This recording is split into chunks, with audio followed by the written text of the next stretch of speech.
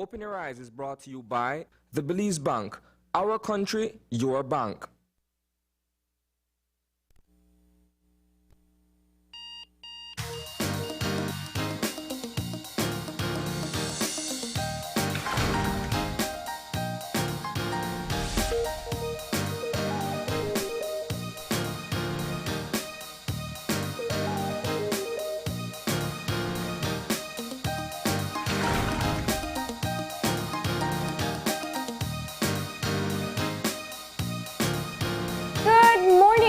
Welcome to Open Your Eyes. Start your morning right. I'm Marlene Cuellar. And I'm Brighton Codd. And thank you for joining us this morning.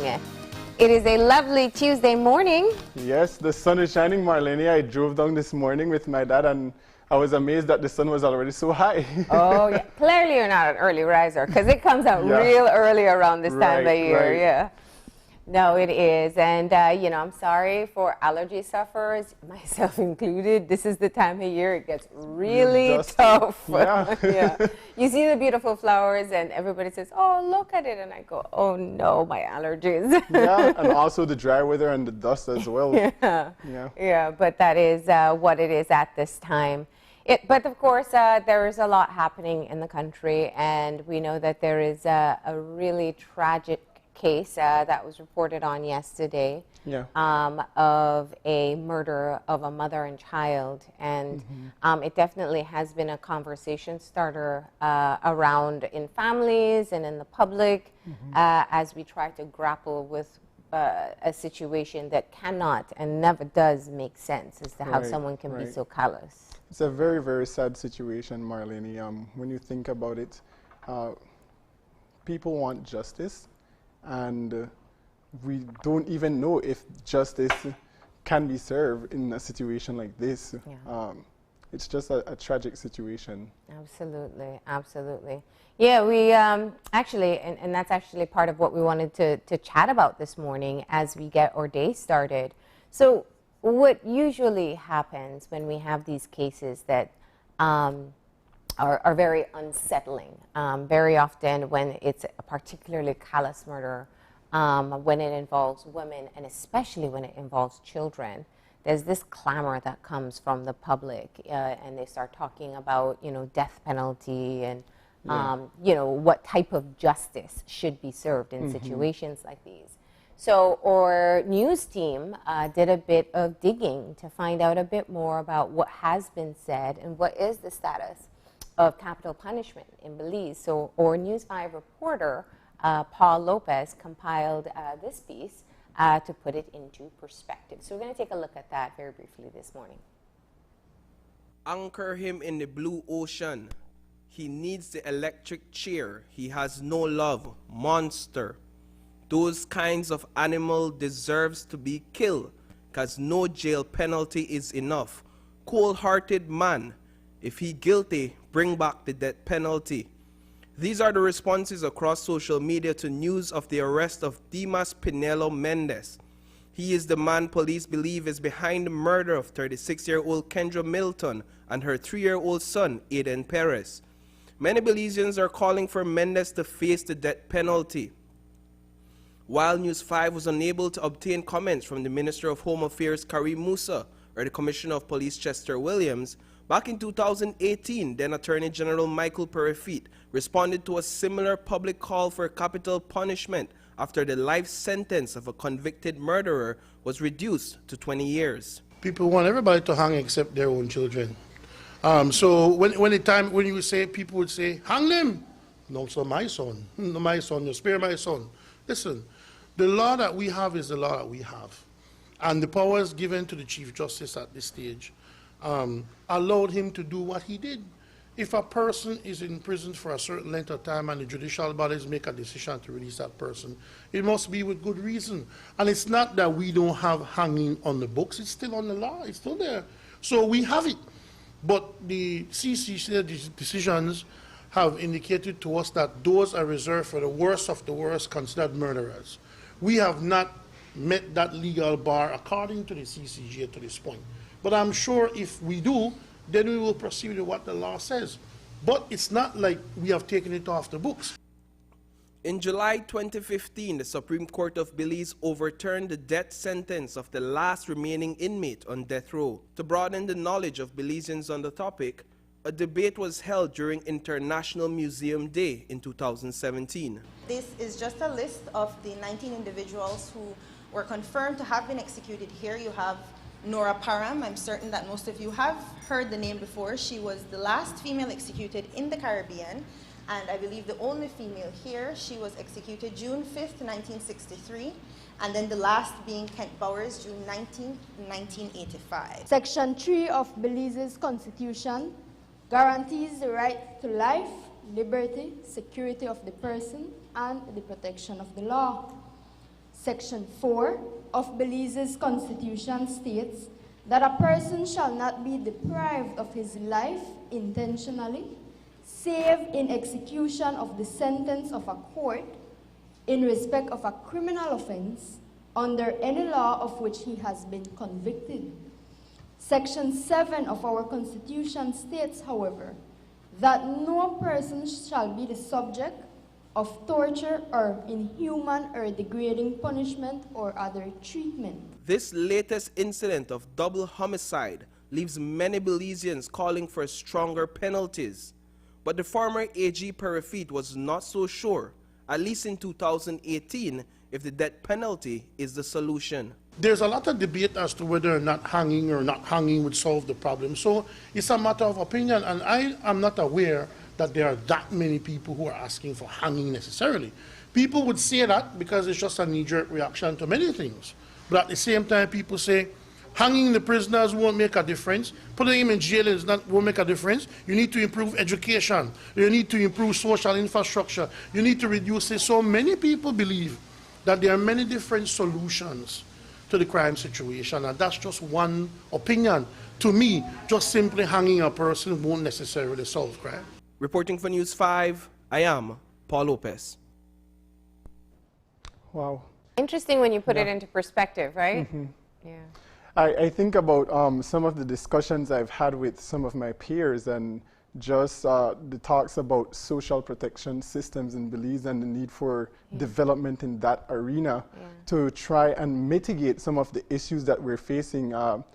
The crime numbers are growing up constantly. I believe it's the Commissioner of Police who stated that at this point last year, we are not at the same place. We're doing a bit better in terms of the numbers, but the fact still remains that the year still continues and we're still seeing the resurgence of different types of criminal activities happening, and it needs to be addressed, but it needs to be addressed in a way that's actually getting to the root cause of the issue. And I believe that social protection systems being introduced and pushed in our country could mitigate some of the crimes that we are seeing. Yeah. You know, I think, and that's why I started off by being able to acknowledge that some cases are just really tough for us to put into perspective and for us to keep. You know, when the former AG said, you know, everybody is for the death penalty until it's their child, I think that's just, you know, one of the realest things you can say. We think it's justice until it's one of our own. But what I think is a critical point, and I'm sure I've heard it in conversations from the past administration and from this current administration when they were in opposition. And that's one thing. Our laws are very much antiquated. Right. We still have the death penalty in our books. We don't use it. And clearly through the death penalty project, as was highlighted in that story in 2015, the last person who was imposed a sentence of death was overturned by the Chief Justice. So the question is, if we have it and we don't use it, because that's just where we have evolved as society today, then when do we get around to ensuring that the laws are more reflective of what we believe and understand today, where things like what you're saying, the real way to address crime is to getting into some of the social issues that you see in society. And it's not a popular thing that people want to hear because it's not immediate. It doesn't give you that quick fix, here it is, feel better. But I guarantee you one thing, you know, that The family, there's very little that can be done to make them feel better right now. Yeah. And so I think that the level of empathy we must have for them at this time is one of acknowledging that they have suffered extreme loss in extreme circumstances. And it really does magnify the issue once again of looking at gender-based violence, what we are teaching people as they grow up as to what to tolerate in a relationship, what people feel that they can do in relationships when it comes to power, and all of these issues that are not easy to solve. And it also makes me reflect as well on the Universal Declaration of Human Rights, and basically what that states in that declaration. It states that you have the liberty to life, and I believe that, like you said, an eye for an eye leaves a man blind, everyone everyone blind. Everyone blind, and so is that really the route that we want to take to be able to address these issues? Yeah, but this is such a horrible case, and we will keep on following up so we can get more information to you. But that was a really, while we hear the clamor all the time, it's critical that we put it into context for people. One, remind everyone that it is still on our books, and it is something that we don't use or practice anymore, and very few countries actually do.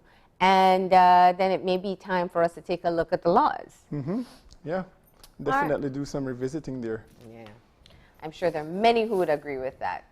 All right, but we're going to get moving into our show for today, and we're going to get going into some motivation to get us started. And that means it's time for our eye-opener. And our eye-opener, taken from dailyom.com, goes like this. We develop a grace as we learn with the guiding hand of the universe. Life will unfold exactly the way it should.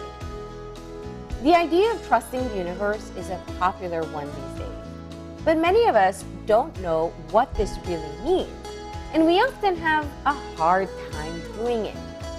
It is a good idea to take responsibility for the things in life that we can control or create.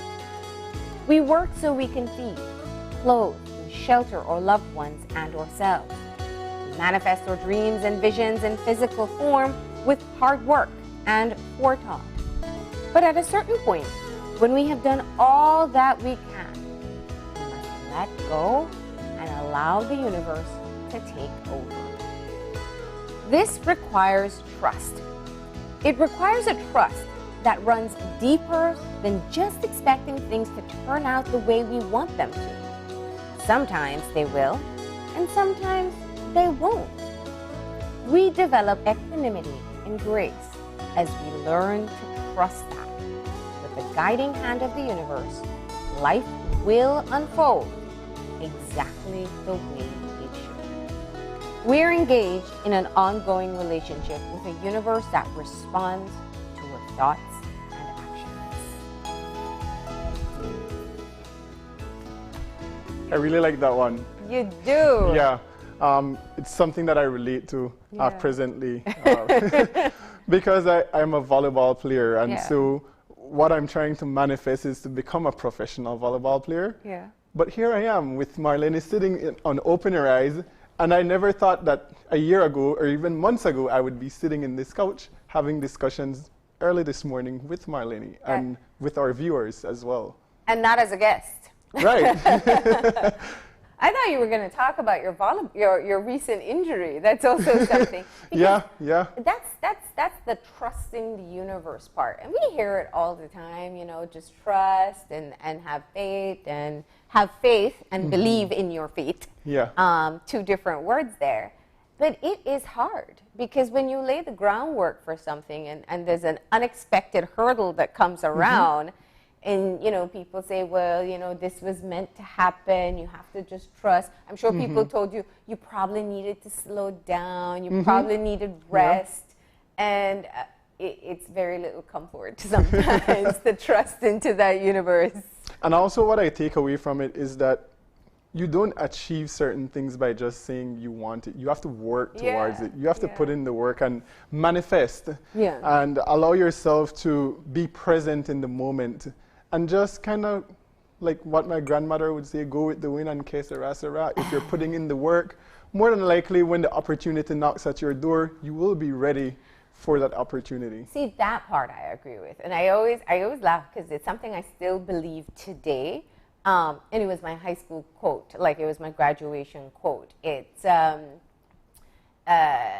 know, I can't even remember the exact thing. It escaped my mind. But yeah, luck is when opportunity meets preparation. Right. And I think that's the key thing. So you can, I guess, release to the universe will unfold in a way that we can't always control, fact. But you can ensure that you do all you can, that when that opportunity comes around, or when you find a particular avenue that you want to go after, that you are ready, kit bag in hand, to get moving. Absolutely. Yeah. All right, so that is the eye-opener for this morning. Just a really great reminder. I guess it takes you back to believing once again and recognizing that there's certain things you can definitely take control of, and there's some things you'll just have to let the universe guide you to where you need to go. Absolutely.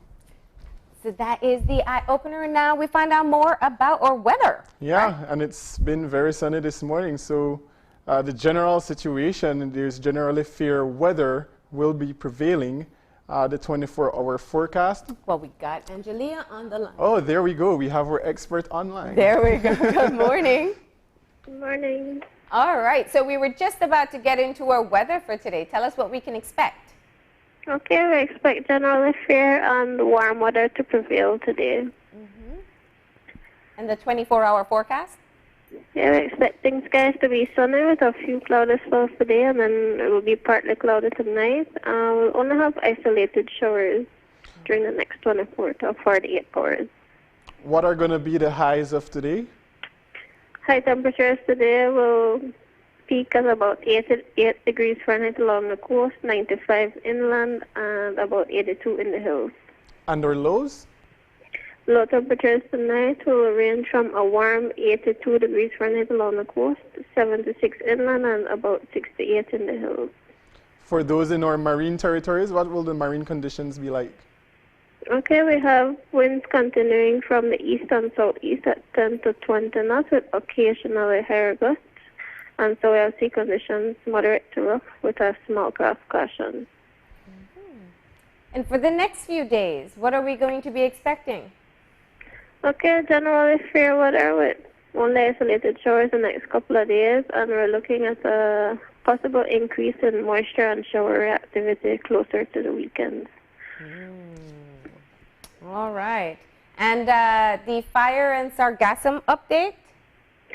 Okay, in the fire forecast, we have that the risk for brush and forest fires will remain high, as we have generally dry and warm conditions prevailing. Sargassum forecast will come out this evening. Okay. For this week. Do we have any warnings or advisories? Yeah, just a small craft caution in effect for the gusty winds and rough seas. Awesome. Well, thank you very much for that update. You're welcome. Have a great day. Thank you. All right. Well, we're going to be seeing some high temperatures throughout the day, 88 degrees along the coast and 95 degrees inland. Yeah. Definitely need to be drinking your water and staying hydrated inland. Yes, absolutely. And, you know, we keep on last week we had Dr. Quare in talking about heat-related illnesses, and he was saying he was already seeing people coming into the hospital with signs of heat exhaustion. And, of course, you can get from mild to severe, where you end up with a heat stroke, and it can be really serious. So please take that into consideration. Yes, we live in the tropics, but our bodies all function the same way. We need water. We need to stay at a temperature that is comfortable. So stay out of the direct sun if you can, and make sure you drink enough water. Check in on your elderly and the little ones as well. All right, but we're going to get moving into our show for today. And today we are broadening our conversation about COVID-19. The entire world is paying attention to what's happening in India at this time. They're recording more cases and more deaths than at any other phase in the pandemic. And Yeah. it is just so sad to hear the Right, stories right. coming out. So we're actually going to be joined by two medical professionals from India via Zoom this morning to tell us a bit about what's happening there and some of the lessons we can learn from what they're experiencing. And then we're going to be moving into our second segment of the show with representatives from Pathlight's Teachers Training Conference under the theme Learning Together, Learning Forward. So we're going to be joined by some of the training experts, the trainers that is, as well as the representative for the training conference. And we'll be discussing some of the innovative approaches for training teachers that they have taken for the summer. All right.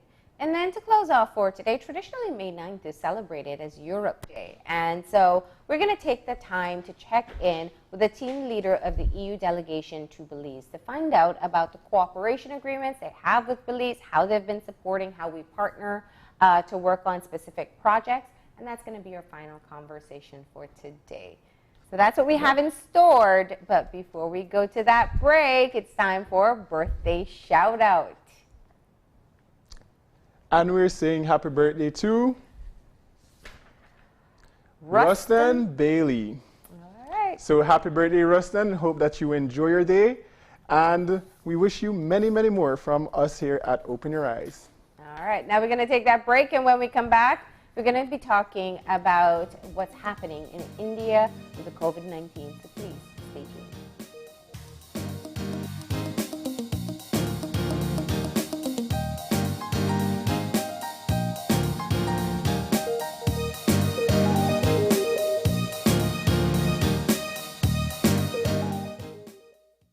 It's a fact that with Smart, you get truly unlimited everything. Only with Smart, you get unlimited data anytime. While with the other guy, it's only double data on weekends. With unlimited data every day with Smart, there's no need to wait. So, it's a fact that our unlimited plans beat the competition. Stop being measured and told when to use your data and get unlimited talk, text, and data. Experience the true unlimited plans with Smart. That's a fact. Make the switch and live smart. In these challenging times, the one thing that is certain is that the Belize Bank Limited is here for you. There is nothing more important than your health and safety, and we continue to make every effort to make banking safer for you. Our staff is working around the clock to make sure you can do your banking conveniently 24/7 using our mobile banking app and online banking and keeping ATMs up and running. We value your relationship with us and are here to provide the support you need. First responders are also out there 24/7. Thank you, healthcare workers, security forces, firefighters, caregivers. You are all appreciated. Stay safe. We will get through this together. The Belize Bank, our country, your bank. 2020 taught us the importance of being connected to the virtual world, and NextGen is here to keep its commitment to you. Even if you're physically apart, NextGen keeps you digitally connected. Okay everyone, thank you for following me today. NextGen provides more than just an internet plan. They provide service plans that support all your online needs. Sign up today and get your NextGen's ultra high-speed internet service. NextGen, powered by Central TV and Internet.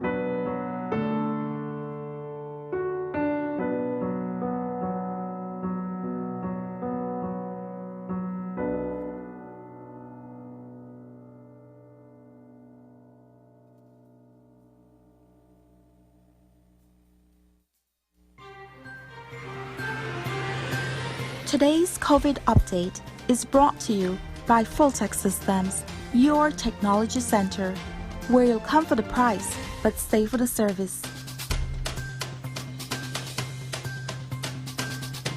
And welcome back to Open Your Eyes this morning. We're moving into our first discussion with two doctors joining us from the international arena. We have Dr. Kanwal Pret Sodi, a critical care physician, and Dr. Asina Jahan Lopa, head of the intensive care unit at the MH Samarita Hospital and Medical College. Doctors, good morning, and thank you for joining us this morning. Good morning. Good morning. And a good evening from India. Greetings from Bangladesh. Yes. And we appreciate you taking the time to be able to talk with us this morning. We want to say a big thank you to our good friend, Dr. Hidalgo, for putting us in touch. It's a pleasure to be. Yeah.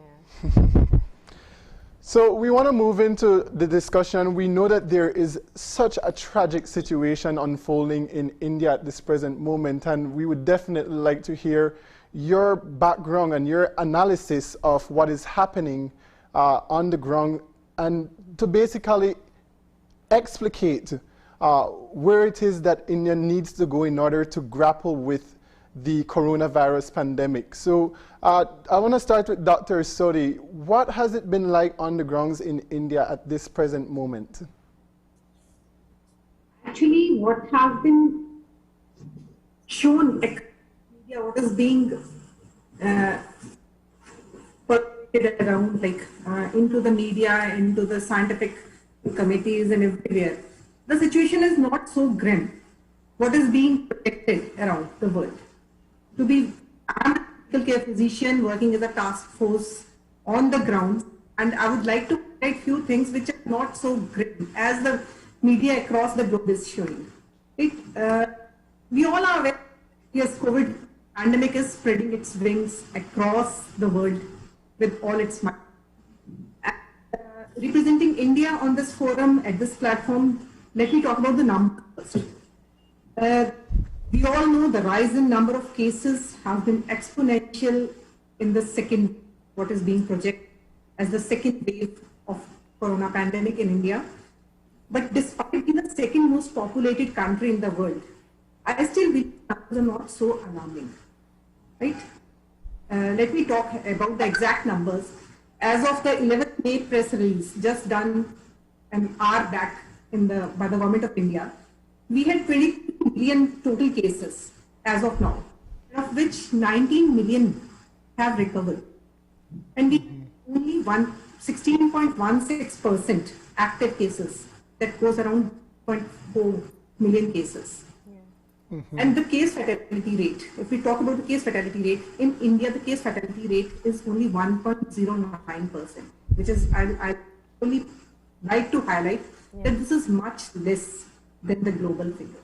Yeah. So, the first and foremost thing I want to bring out, sitting at this, is that the picture is not so grim. It's really saddening to see, yes, it has really grappled. The second wave is much more ferocious than the first wave. But certainly, don't be so sad around. And we need to look at the positive aspects of what is being done by our government. I'd like to, in the later half of this talk, I'd like to highlight what is being done.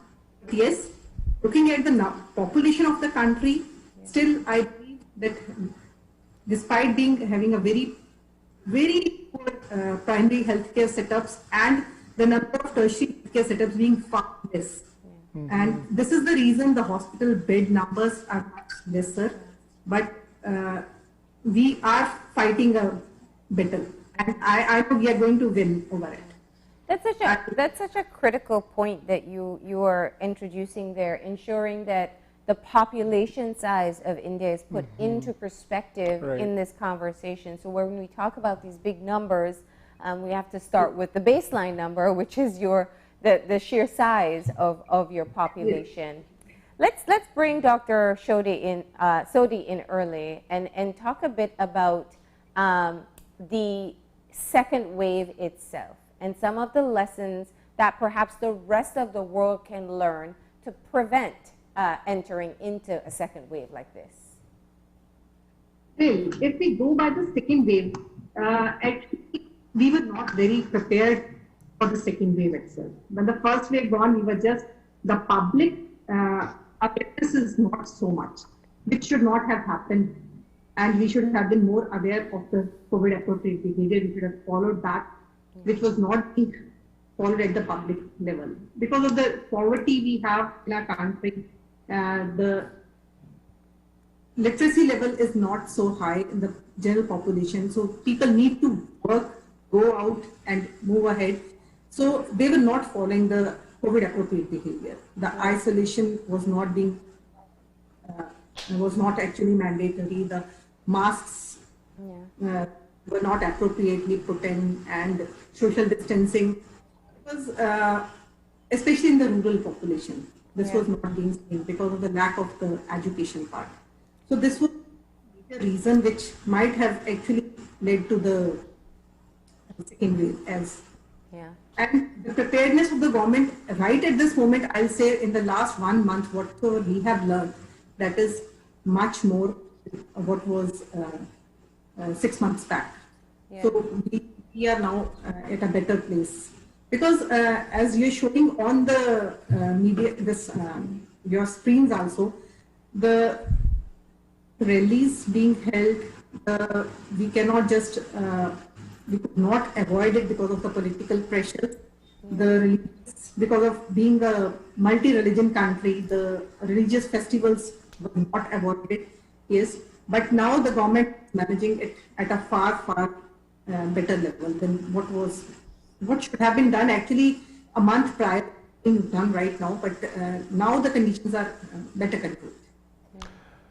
Dr. Lopa, can you speak to us about the situation in Bangladesh? We've seen that from the onset of the pandemic last year, Bangladesh has recorded approximately 772,000 plus cases.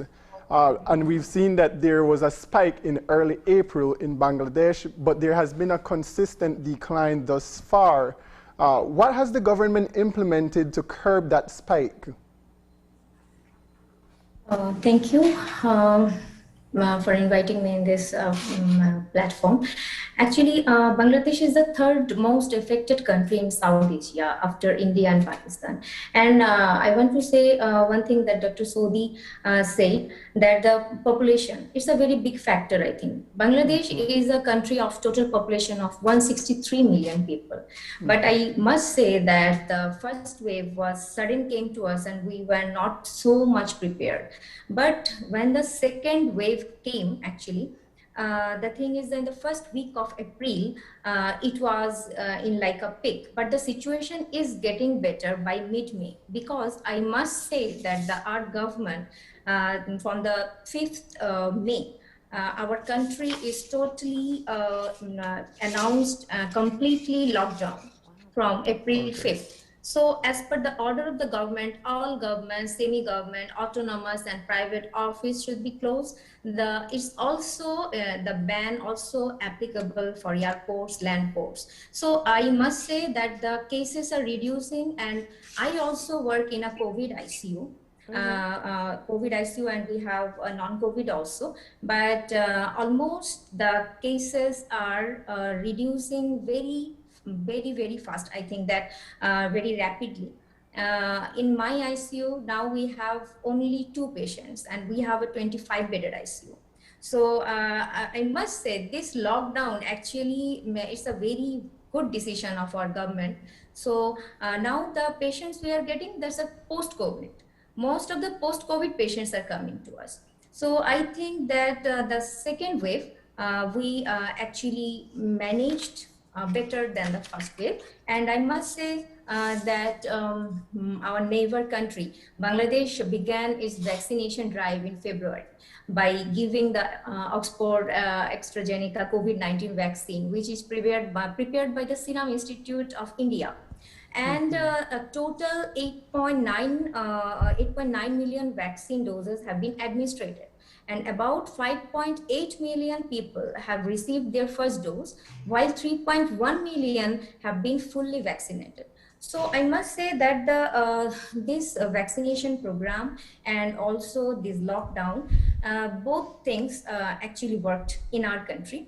And I must say that government's very rapid initiative in increasing the ICU beds and also isolation centers, that also worked very good. And we can say that we are working in a very good environment than the previous year. And you know, I think why the second wave in these particular countries garners so much attention is because when we saw the rollout of the vaccination globally, everyone assumed it was the beginning of the end. And that triggers a lot of relaxation in what we were normally doing in preventative measures. When you talk about lessons learned and looking back, especially when it comes to easing restrictions, is it possible that sometimes we may open up backcountries too soon and allow for second waves, even though vaccinations are being rolled out?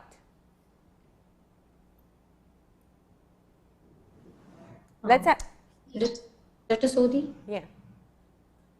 This question is for me? Yes, go ahead. Okay.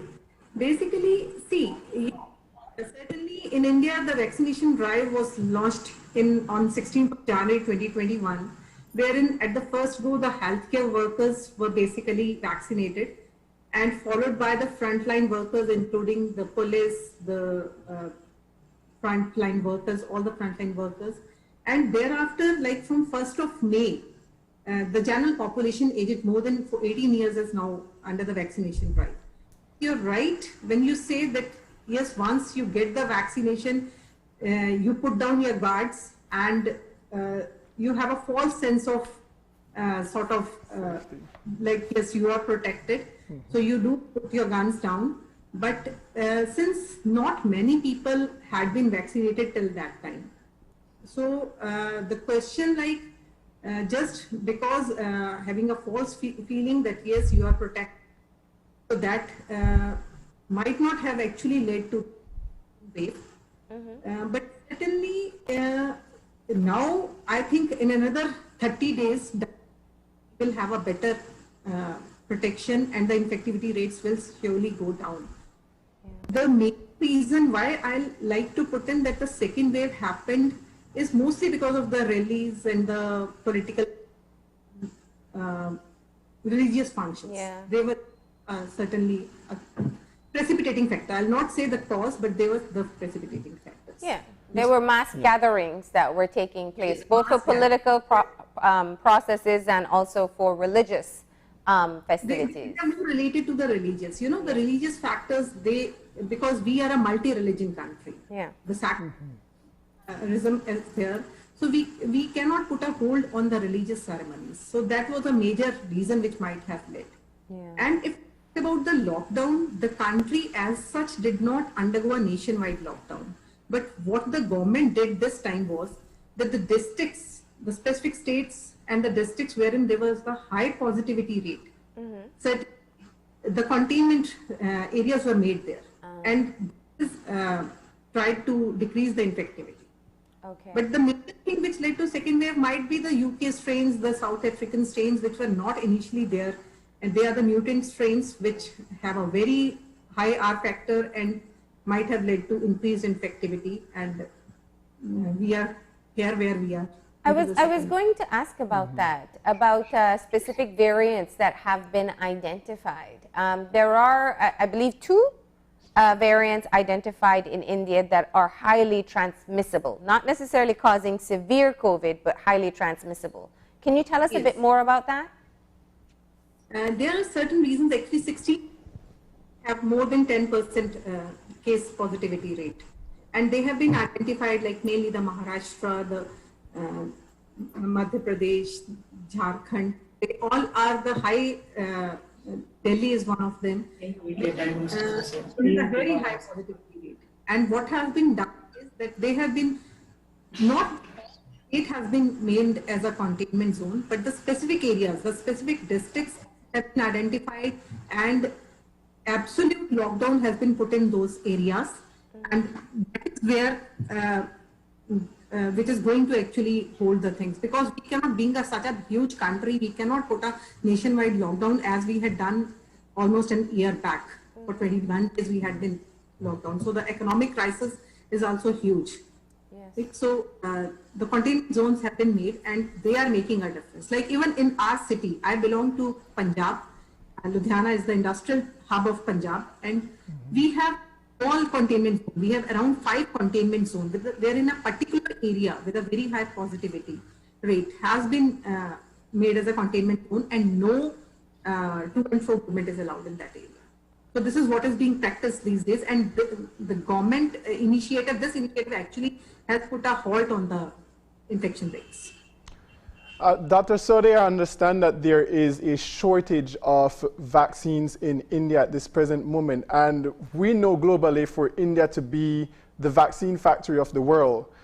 Considering that and the statement that has come from the Chief Executive Officer of the Serum Institute of India, Adar Panawala, what has it been like, considering that there will continue to be a crunch in getting more vaccinations for the people of India, and what has the government done to try and procure more vaccinations for the people? Actually, if we talk about the vaccination, yes, India being a major, it's one of the largest vaccine producers across the globe. And certainly the vaccine drive has not gone so well. The rollout of vaccination done 4 months back till now, if we talk about the figures, 135 million population has received the first dose, and only 7 million people have received both the doses. And this is around less than 10% of the total Indian population. But certainly we are having the Russians coming down, and we are having more of Covishield and Covaxin, the Indian vaccines and the AstraZeneca vaccine. So both are being now, lately over last 10 days, the vaccination rollouts have come out on a much larger that I can issue. And it is being done for the mass public. And I personally believe over the next 1 month, more than, I think, 40% of the population will be vaccinated. And the expected is that by August 2021, we should have more than our 70% population vaccinated, more than 18 years of age. So we are hopeful, but let's see how the drive goes. Initially, actually in the initial phase, there was more of a resistance from the population itself to get vaccinated because of the we can not being aware and so much of negativity across the media about the vaccines being projected. So this was another reason why people did not get themselves vaccinated. Even the healthcare workers, they did not go in for the vaccines. Less than 50% of the nurses, especially the doctors, were almost more than 80% vaccinated, but less than 50% of the nursing and the paramedics were vaccinated. When full 100% free of cost vaccination drive being done by the government for the healthcare workers. So that is lack of awareness also. That's a critical point there, and I wanted to find out more about that. Have you seen that this particular wave, this second wave, has prompted more people to have interest in the vaccine? Because the challenge of vaccine hesitation, I think, is global. There are people who have their concerns or are holding off on getting vaccinated, even though they may have access to it. Have you seen a change since you have been battling the current outbreak? Certainly, this change is huge. Enormous changes there in the people's behavior. Now people are just running here and there. Now, personally, we believe that there are more of hoarding because people want to get the vaccine. And now what the hue and cry being made around the world is because the number of people who want to get vaccinated is much more than the number of vaccines being provided by the government daily. Okay. So yes, people now they are seeing the second wave, and this is certainly more deadlier than the first wave.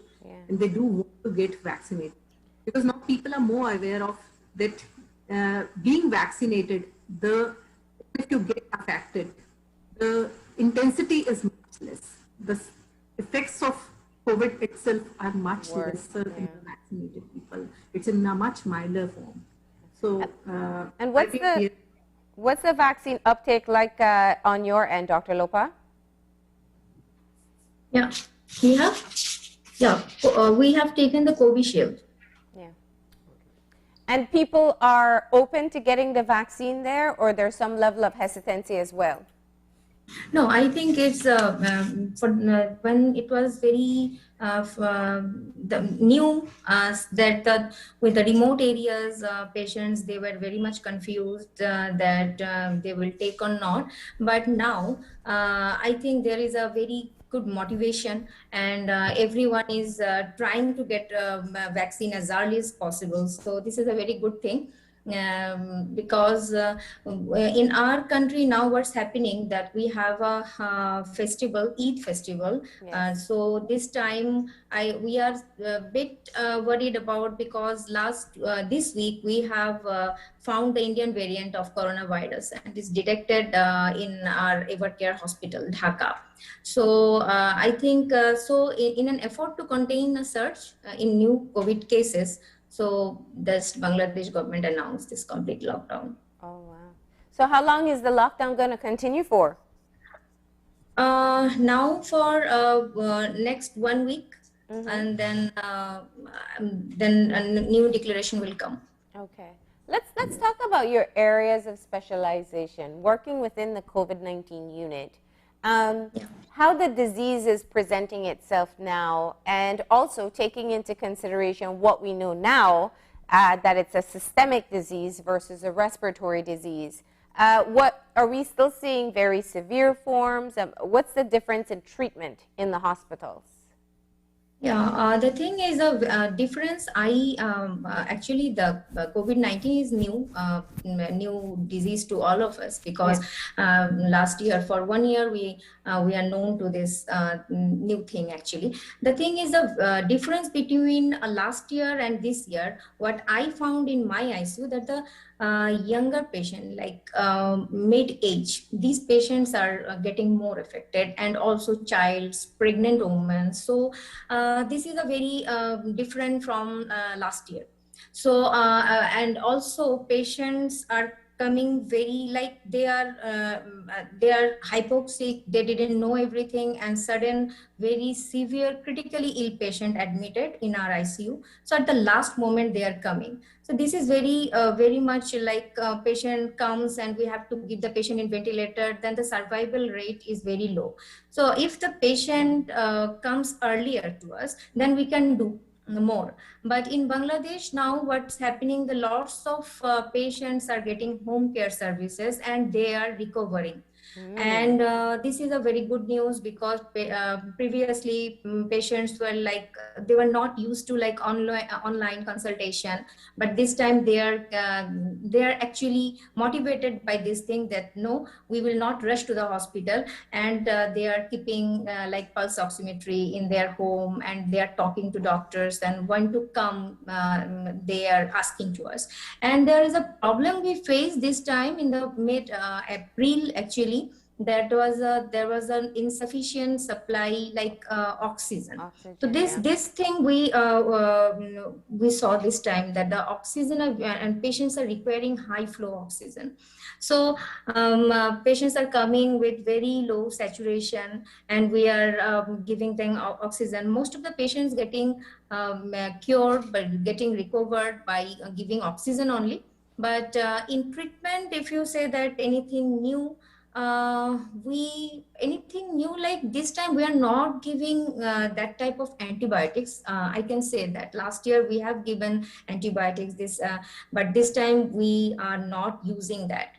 And patients are getting only with paracetamol, oxygen, and like blood thinner, like enoxaparin. So we are giving, and a steroid. So these are in our treatment protocol, and we are not using convalescent plasma. Last year we used a lot convalescent plasma. This time we are not using that much. And I think. Have you seen a difference in the age of the Yeah. persons who were admitted? Yes. And that's in the first wave, we saw that the elderly patient, like the patients who are comorbid and elderly, they got more affected. But this time, I saw that the mid-age, like 35 to 45 or like 40, between 40, lots of young patients came, and we got the pregnant women and they are coming they are severely hypoxic, and these patients we have to admit in ICU, and we have to give an immediate treatment to them. So this is the main difference, I think, from the first wave. And for you, Dr. Sodhi, what's the demographics or differences with this Younger second wave? population is certainly affected, right? And we are seeing more of pediatric population. Wow. Even maybe one year, 2 years, they are coming, lot of patients. And severe population with no comorbidities, actually, as Dr. Lopa has also highlighted. In the 30 to 40 years, many people coming. And what we have seen in this particular wave is another thing was previously seen only in the children. That is the multi-system inflammatory involvement. We term it as MIS. And wherein beyond the respiratory involvement, there is lots of other organ involvements, including the heart, like there is viral myocarditis is there, the heart functioning decreases. The symptoms, the gastrointestinal symptoms are very much seen. And we are coming up with lots of neurological complications coming up in the COVID patient, which were much less in the first wave, what we have observed. That's interesting. And this is a major concern. In the younger population, more of the systemic involvements, and they even linger on up to 6 weeks, 8 weeks beyond the COVID, the active COVID. So this is really alarming. Yeah, that's absolutely concerning. Now, and the recovery rate when they're younger? The recovery rates, yes, younger population, it comes at level 2. Level 2 is what we define when the patient doesn't need actually any respiratory advanced things like the ventilators or the supports. Patients who are on oxygen and maintaining the saturation levels, we term them as level 2 patients. And if they reach to us earlier, like up to 10 days of illness, yes, they do. But sometimes out of lack of awareness, people keep on managing at home, and they reach to us at a later stage. Beyond 12 days, usually what we have seen is the recovery rate decreases a lot. That is when actually the complications start occurring, the involvement, respiratory system is hugely involved, and patients actually land up into the level 3, wherein there is some sort of respiratory assistance in the form of the HFNO or the ventilatory supports. Actually, in the second wave, we have come down on the use of HFNOs, that are high frequency nasal cannulas, which utilizes lots of oxygen. We are using more of the non-invasive ventilators rather than the HFNOs, which was the vice versa in the first wave because of the oxygen scarcity. Yeah, the high flow oxygen. Yeah. Okay, and one more question for you, Dr. Lopa, because you mentioned it very briefly. You said part of what you're seeing this time, over a year after the start of the pandemic, is dealing with long-haul COVID-19 patients, people who are still exhibiting symptoms. Shed some light on that for us. What's happening? Actually, the patients were coming. I must echo with Dr. Sodhi that the patients are coming late. This is a very alarming thing. When the patient comes late to us, the thing is the patient already gets the complications and multi-organ involvement. Then we try our hardest level, but the thing is Actually, at first we try in non-invasive ventilation like BiPAP and high flow. We prone the patients actually, but when the patients come and there's invasive ventilation required, then there is nothing to do. But a good thing, if we are, this time the thing happened, last year the mortality rate of ventilator patients, mechanical ventilator patients was higher, I think. In my hospital also, we have extubated patients, and the patients were young patient and they recovered because the patient is came in the severe critical moment, but the patient was not comorbid. So the comorbidity is a very, very important thing, like in treating this type of critical patients. But the post-COVID complication, I must say, the patients are coming with the lung fibrosis. The patients are coming like respiratory complications, and I must say that Dr. Sodhi highlighted it, the neurological complication also. And the patients are coming like in cardiac problems like myocarditis. This is very common, and the patients are having chest pain, and suddenly they are also recovered from our hospital. Then again patient came with the complication. So these things are happening a lot. How long after their recovery are they coming back with these symptoms? Because these are people who had COVID-19, recovered. After 10 to 15 days, some are coming, and some are also after, and the thing is, some patients are going home also very low oxygen. We discharge because long stay in hospital, whenever patient is stable, we discharge some patients with oxygen also, but the patients are coming with hemoptysis, like then the patient has chest pain, chronic cough also some patients had. So these patients are coming within like 10 to 15 days. Some patients came to us after 1 month also. Patient recovered, patient after the follow-up. We advise the patient to come after 1 month for the follow-up. Yeah, so some patients came to us, and we have done the HRCT of chest, and we found that the lung fibrosis and the patient's bronchiectasis. So these patients are coming to us. And yes, I must say we are not dealing with pediatric group, but I know from my colleagues that the pediatric groups are also involved in this pandemic. This group of people are affected also. So what I think that this variant is something different. This variant from the previous wave, I must say that. And you can't know. The patient are becoming hypoxic, but he's walking, he's talking, everything is okay. Sudden respiratory distress, there is no fever, no cough. They are coming with distress and desaturating the patient. So lots of patient in emergency, we are dealing with that.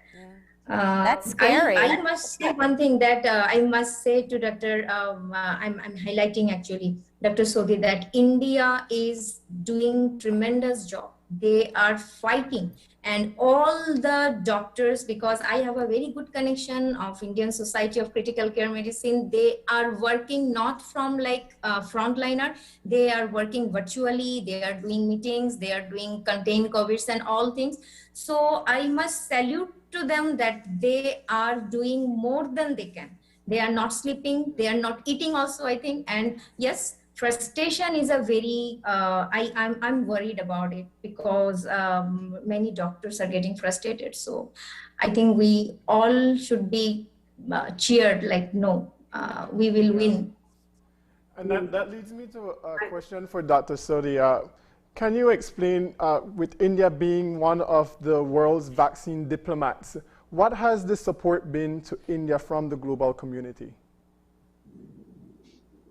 Can you please repeat the question? Sorry? Sorry? Oh, I stated that India is one of the vaccine diplomats of the world and has basically supported the world in getting procurement for some vaccinations, especially to developing countries. What has the support been like to India in this present moment from the global community? In the present moment, actually, over the last 15 days, there's a huge help coming around from the global community. We are really thankful to them. Around 20 days back, the media created a lots of hue and cry. Yes, there was oxygen scarcity, and we had lots of oxygen inflow from our friends around the world. UK, France, UAE, Kuwait, and even Singapore. We got lots of liquid medical oxygen going in. We're getting oxygen concentrators from them, from across, from Canada especially. Lots of medical aids are coming up, lots of equipment, and everybody is actually, they have opened their hearts for India, that yes, they are ready to help out India in any form. We are getting lots of help in the form of medical equipments especially, and the oxygen, which is now, I personally believe, because of the efforts on the government's part, now we are not short of oxygen, because they have created an oxygen digital tracking system, wherein a central oxygen control system has been set up, and the oxygen supply is being rationalized across the country. And especially the oxygen supply, there was immense help from our friends around the world. And we are really thankful to everybody, everyone, that yes, they have come for our help at this hour of crisis, but we are surely going to fight this back. And as Dr. Lopa said, I would like to highlight, yes, I being a member of Intensive Care Society of Critical Care Medicine in India, we are on the ISCCM level, we are doing lots of contained COVID. We are creating awareness amongst the masses on the public media, through social medias, televisions, radios, and also through Facebook and Twitters, and of awareness campaigns and the academic meetings being held virtually, as Dr. Lopa, she's a co-partner for all our, most of our meets. So we are creating awareness amongst the South American countries and the Southeast Asian countries across the world. We are doing lots of it, and we are certainly getting the. And let's allow us to bring it back home. So we are, you know, I want to say cautiously optimistic of how we're doing at this phase in our pandemic. But of course, you know, the medical professionals, they're all concerned of going back into that phase where we face an outbreak. What's your advice to people, to the health professionals who are leading the charge, as to what a country like Belize can do to prevent entering into a second wave? Let's start with you, Dr. Sodhi. Well, you have to follow the COVID appropriate behavior. There is no shortcut. Distancing is a must. We have to follow, we have to contain ourselves actually, rather than asking the government to make the containment zones. We have to contain ourselves. We have to maintain the social distancing, we have to have an appropriate mask wearing behaviors, and we have to isolate ourselves. Once we have the symptoms, the isolation has to be there. We cannot just go about moving here and there. And the government has set up a teleconsult portal, eSanjeevaniOPD.in, wherein we can consult. Any Indian citizen can consult, have a teleconsult, and we are open to that. Even the ISCCM, Indian Society of Critical Care Medicine, has opened the e-portals for the consultations, wherein any can consult a critical care physician or a general physician. So we need to go ahead. We have to face the reality that yes, we have the COVID symptoms and we can have COVID. It's not like that everybody has a false sense of, oh, no, COVID cannot happen to me. It's just normal viral fever. That is what the general public says. But see, look at the doctors, paramedics. They are just running mad. Over the last 1 year, they don't have good night sleeps. They are not sleeping. They're just running here and there for your health. So you have to come forward. You have to say that yes, we might be having COVID, so we have to contain ourselves, we have to isolate ourselves, and that is where we can put a break on the infectivity. And that is where, as a responsible citizen, we can participate. important information there. And for you, Dr. Lopa?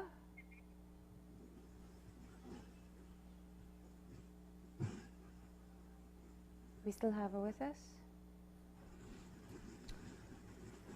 Seems we're no longer. Yeah, I think we may have lost that connection. But we do appreciate both you, Dr. Lopa, and you, Dr. Sodi, joining us today, letting us understand a bit more as to what's happening on the ground in India and Bangladesh. And of course, we wish you the best of luck in being able to continue this fight. And thank you for sharing your lessons with us as well. Thank you, friends. And actually, I do feel and I do pray that we do not face the third wave. Yes. With the immense efforts being put by the government of India and the public, actually it's now a consensus effort being put in. We are better prepared to face the third wave, but I do that the time does not come. And we all do not meet on the virtual platform personally. All right. Thank you once again, and stay safe. All right. And with that, we're going to go ahead and take a break. We just put the perspective of the second wave of COVID-19 in India into perspective. Yeah. Really interesting conversation there. Yeah. It's a grim situation that's happening right now in India. And we see the different cremation sites being built because they're running out of spaces for in the crematories. And so definitely what will happen in the next coming weeks for India is going to be critically important because what happens at one part of the world affects us as well. Yeah. So this is something that we have to fight together, and it's a global fight that we need to engage in. What stands out the most to me is how they both identify that they're seeing younger patients being more severe. I think Dr. Sodi said she's seeing 1-year-olds coming in with severe symptoms. So the population that's getting severely ill are younger people. And even more so, I believe they also noted the fact that the types of symptoms that people are presenting with, it's not just respiratory, it's looking at neurological conditions and gastrointestinal conditions. So, you know, I think the purpose of having this perspective being shared this morning is that we must be reminded that we are not done with the pandemic. Right, we're not out of the woods as yet. Yeah. And with our current vaccination rollout, we still don't have enough people for us all to be safe, so we still must be implementing all the measures that are expected, from the hand washing to the social distancing and, of course, the proper usage of our masks. So that is our COVID-19 update for today. We're going to take a break, and we'll be back shortly.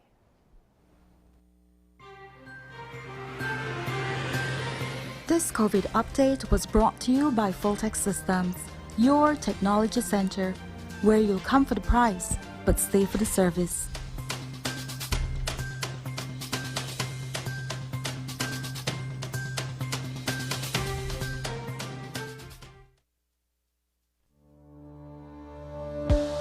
Working off-site doesn't mean you have to be off your game.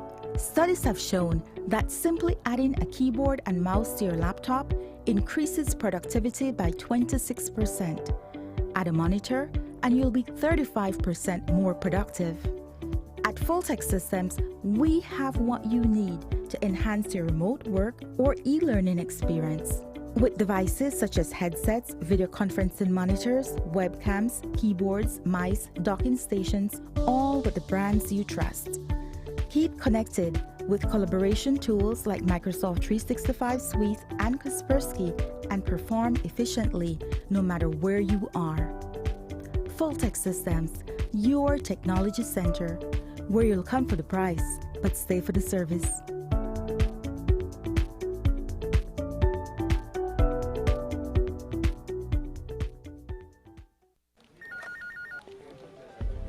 As one of the largest cable and internet providers in Belize, CBC strives to provide our customers with the highest standards of quality, value, and service in all aspects of cable TV and internet. Monitoring our systems closely, our technicians combine creative planning and state-of-the-art technology with years of experience and training to develop and provide the most reliable and advanced cable and internet service to exceed your expectations. For CBC and our team of talented engineers, technicians, and customer service representatives, delivering less than the very best is never an option.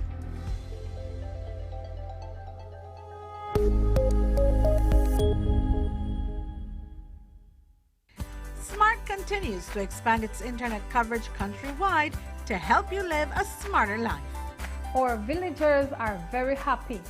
They are pleased to know that Smart went the extra mile to put a tower in our village so that our villagers can get live stream on their TVs and they can get their kids doing their online classes.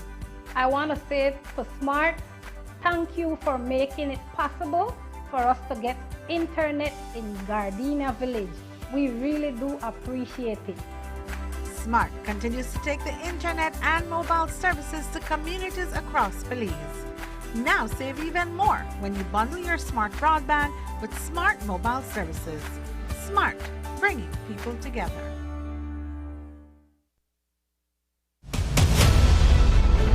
Dwayne Moody, Isani Cayetano, Andrea Polanco, Paul Lopez. Your News 5 Belize teams do whatever it takes, go wherever they need to go, so you can catch the story wherever you are, whenever you want, on whatever device. Channel 5 Belize on television, Facebook, Instagram, and YouTube, because news is now everywhere, all the time. And so are we.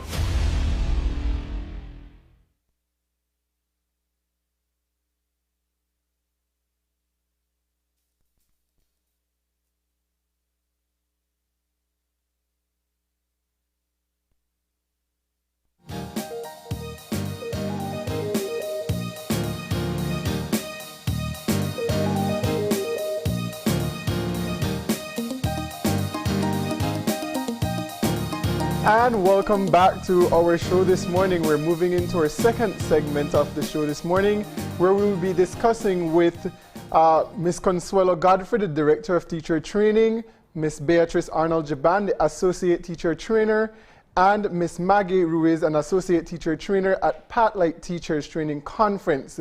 Learning together, learning forward. Good morning, ladies, and thank you for joining us this morning. Morning, Brighton. Morning, Marlene. It's great to be on Open Your Eyes again. Thank you for having us. And it's definitely good to have you here. Miss Godfrey actually taught me in SJCJC, so it's definitely good to be able to hear your voice this morning. It's good to see you too, Brighton. I'm always pleased when I see my past students so successful and moving forward and moving up. So it's good to see you. Yeah. This is a test, you just don't know. I'm kidding. But ladies, this is, it's great to see you. And it's also Education Week, I should point out. So it's a great time to have this conversation. And Pathlight, as we have learned over the years, has worked very closely with teachers and students, but especially in teacher training. Consuelo, tell us about some of the stuff you've been doing over the course of the pandemic. Yes, that's a great question, Marlene. Thank you. When we met last year online, I had mentioned to you that we were about to approach our first virtual conference back in July of 2020. And it was very successful. The conference had a participation of 300 teachers online. We had about 57 online sessions that teachers could have tuned into and logged into. And teachers really enjoyed the conference. They learned and collaborated from their US counterparts as well as their Belizean counterparts and co-workers and colleagues. Over the course of the pandemic, we have had to actually reinvented and re-innovated teacher training and delivery of professional development to teachers across this country. We have had the wonderful experience of working with hundreds and thousands of teachers. Last year alone, we trained almost 3,000 teachers in the course of the pandemic. Most people, while they were taking a decrease or a little downturn in terms of production, we actually went up and exceeded our targets for 2020. This year alone, between the month of January and April, we have trained well over 1,800 teachers in digital training and digital literacy, citizenship, simply because teachers have had a need for it, because they need to bridge their technological gap and what they do in the classroom. But certainly it's also for them personally, because they need to also keep up with what's happening in this century and post-COVID, what's going to happen in terms of the future of education. Yeah. I think we heard that opening speech from Dr. Zabane, where he said, technology is where we're going to go. And I suspect that in the next 5 to 10 years, teachers and schools will have to engage in that technological immersion with students and have to continue down the road of blended or hybrid teaching as how we know it here in education. So it's the right step in the right direction. Right. Yeah.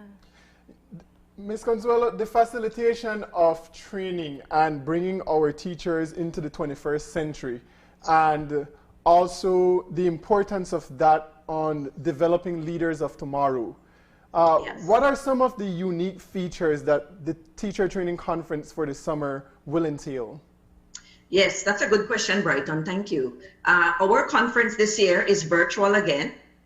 It's July 5th to the 9th, 2021.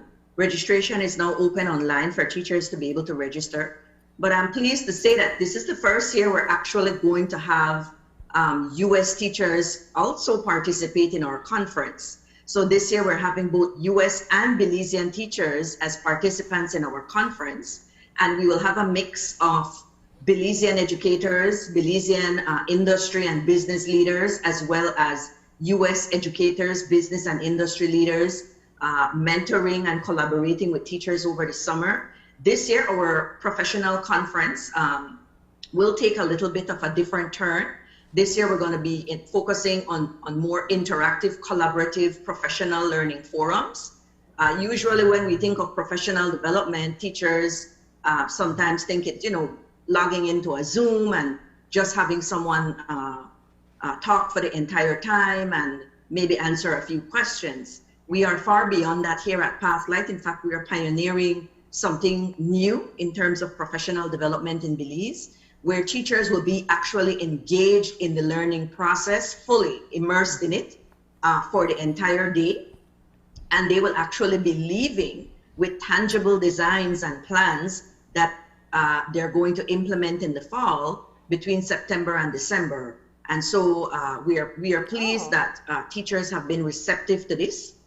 We've said to teachers that have registered, come prepared to learn, but come prepared to also put together your ideas on paper to innovate your students and to engage them and excite them this year when you go back into the classroom. And we've had some good reception from teachers with that. So certainly this year, they're going to be leaving with a lot more than they are expecting. And I know Marlene would ask later on, but I'm going to say it now. Teachers are going to get professional credits for this. Primary school and high school will get 24 hours of professional credit, and our early childhood teachers will get 20 hours of professional credit. So it's the first time that because we're a social partner with the Ministry of Education, they accredit what we do. We're a provider of teacher training. And so teachers get accredited with this type of professional development. So it's going to be pretty cool for teachers to be able to participate in the week's activities, but be able to get their professional credit hours as well. Yeah, which usually they get in the summer training courses that are offered. Yes. Let's get Beatrice and Maggie into the conversation and talk a bit about your roles with Pathlight. Okay, good morning, Marlene and Brighton. Thank you for having us. Yeah. My name is Beatrice Jaban, and I'm an associate teacher trainer at Pathlight International.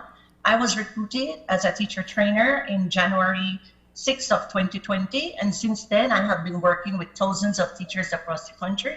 It has been a very rewarding experience. As it relates to the summer conference this year, I'll be working with the panelists for the 5 C's, the 21st century skills. We'll be looking at what 21st century skills entails. And we know that the conference will highlight several mini sessions, but 21st century skill will be one key component that we are all looking for. We are cognizant that 21st century skills speaks about skills, abilities, and learning dispositions that are key indicators for success in 21st century learning. We also recognize that 20th century learning was very fundamental for literacy, for us to understand our mathematical computation. However, like what Ms. Godfrey reiterated, we need to reconnect our robust education system in Belize and connect it with technological advancement. And so we are hoping that through the problem-based approach, our teachers will walk away with the information that they need to disseminate as they deliver their lessons. And we want them to understand what are the dynamics involved. How do you go about teaching children the 5 C's? What about communication? How important is communication today? We are cognizant that recruiters, they are now looking for individuals with those soft skills. It's not only about credentials. Yes, to be a scholar is commendable, and we understand that dynamics there, but recruiters, and they are now looking for individuals who come with that complement, academics as well as the soft skills, how you speak to each other, how you communicate, how you work in teams, critical thinking, how innovative you can be. So recruiters are looking for those soft skills today. But can you teach them? And how do you? How do you teach a teacher to teach soft skills? I believe you can teach teachers through case scenarios, real life experiences, allowing them to connect what they're actually doing in the classroom with what is taking place in the society, problem-based approach, rather than sharing a lot of content, because our curriculum of the past is content-based. And so we don't want children to just regurgitate information and recall information at the lower level of Bloom's taxonomy. We want to see how children can develop mastery, how they can apply the content and demonstrate it in another scenario. But you have to give them ample opportunities, and those soft skills have to be overlaid across the curriculum. It just cannot be taught at Infant 1 and then you miss, there is a gap. It has to be taught, the skills has to be reiterated and emphasized throughout the primary level, secondary as well. How do you, I mean, let's look at the current reality. Teachers have a curriculum to develop, to deliver, and they have targets that they have to meet. And so when you talk about being able, and you know, I think that the conversation about soft skills in the school system and in the workforce, it really goes neglected. It has been neglected for a long time. And we talk about things like grit and how important it is for success. Internationally, these are some of the qualities people are looking for in recruiting talent for workplaces and recruiting talent for scholarships. But when you have a curriculum that kind of demands that you're constantly looking at delivering content and measuring that content delivery, how do you have the time to fit in all the other soft skills that are so essential to a child's development? Ms. Marlene, I believe we need a change in mindset as to the way our curriculum is designed and how it is implemented in the primary and secondary levels. We need to stop just sharing information and allow children across this country of Belize to speak, to articulate their views, to voice their opinions. If you share with them a topic, ask them, what do you think about this idea? How can you problem solve? Rather than just sharing the content or the knowledge with them, allow them to experiment, allow them to explore, allow them to discover. That is the type of curriculum that we need, one that promotes skill-based aptitudes. All right, let's get Maggie in now. Maggie, tell us about what you've been doing. Good morning. My name is Maggie Ruiz, and I'm a teacher trainer here at Patlight Belize. For the conference this year, I'm responsible for ECE. And I must say, in terms of human development, Marlene, ECE can't be overstated. I mean, a child's year are the foundation of his or her future development. And providing that strong base for lifelong learning and learning abilities, which not only include the social development aspect, but also the cognitive aspect is very important. And so this year, we are offering 2 sessions specifically designed for ECE teachers and ECE learners. You mean early childhood, right? Yes, early childhood education. Yeah. The morning session, we're focusing on math for ECE learning. And then in the afternoon, we have transforming story time for ECE teachers. And we are facilitating teachers with the skills to provide that strong base for lifeline learning. And I emphasize this because we're preparing them from very early. We're preparing our students from very early to become lifelong learners.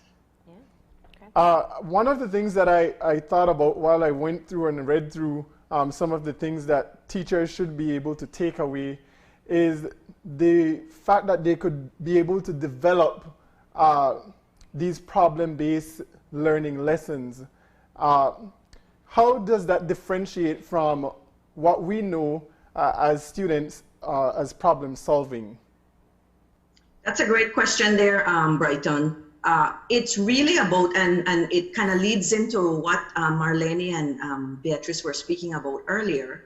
When we think about engaging students, let's just stick up in there. When we think about engaging students in our classrooms from as early as preschool all the way up to junior college, what has been happening is teachers have been, for the most part, trying to find ways in which they could enhance strategies and techniques to getting students to develop all these, what we call soft skills, some technical hard skills as well, critical thinking, communication, collaboration, participation, certainly competence building, empathy. These are some of the things we would like to see in our students, but the reality is when they leave the education system, and Brighton, you're a great example of this, successful example, but we've had students and we've spoken to industry and business leaders across this country. We've spoken to business and industry leaders in the United States, where a lot of our students go to study. A lot of our students are not workforce ready. And the pandemic has taught us that it's so important that we maintain that connection there into what we do after school, after we get educated, after we earn that degree, after we earn our high school diploma. What happens when those students are forced to have to go out and get a part-time job or to intern in a place or to get some work, what we call career-ready experience, because we know they do that in the last year of their high school years. The unfortunate thing that happens is they have a lot of textbook knowledge, you know, they have a lot of that curriculum content that's supposed to be delivered because that's the expectation. But then when it comes to sitting in a conference or working with a team or conflict management at the workplace, or even speaking to your solving. Exactly. They don't have those skills, or it's difficult for them to demonstrate those skills to their employers or their co-workers. So at this conference, what we aim to do is we aim to allow teachers to see that the curriculum, yes, that's a vehicle to deliver knowledge to students. But if you approach the experience in the classroom, that 40 minutes for high school or that 60 minutes for primary school, or that time in the preschool that the kids have to learn something, don't see it as just learning content. Let's design an experience where you're teaching the content, yes, but at the same time, you're engaging students in their own natural critical thinking, their own natural creativity, their ability to communicate and collaborate with each other. So the experience, the learning time that you have with them, you will engage them in the skill and the content, yes, but because you've designed it in such a way, problem-based learning is one way to design it. Quest is another one that they can use to design it. A design challenge is another way that they could design. So those are three different approaches that they could use to design that experience, so that students, when they leave that experience, guess what?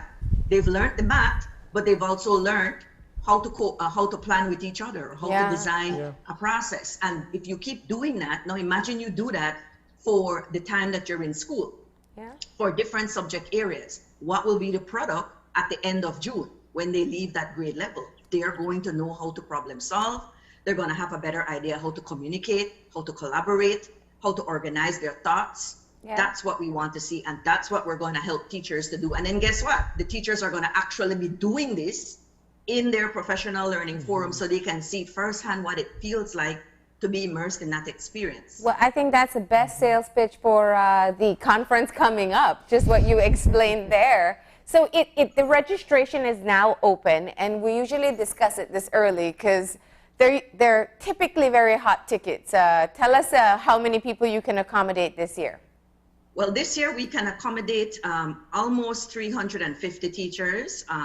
There are a few sessions like the one on Wednesday. The one on Wednesday, which is aimed at primary school teachers, teachers get to choose, and I know Marlene, you're very big on this. Yeah. They're going to choose between project giving gardens. That's we're going to use the gardening, school gardening context to allow teachers to design a quest for primary school, all subject areas, or teachers can choose biomimicry. I know that sounds like a big word, but it's actually just 3D model design using resources that you have at home.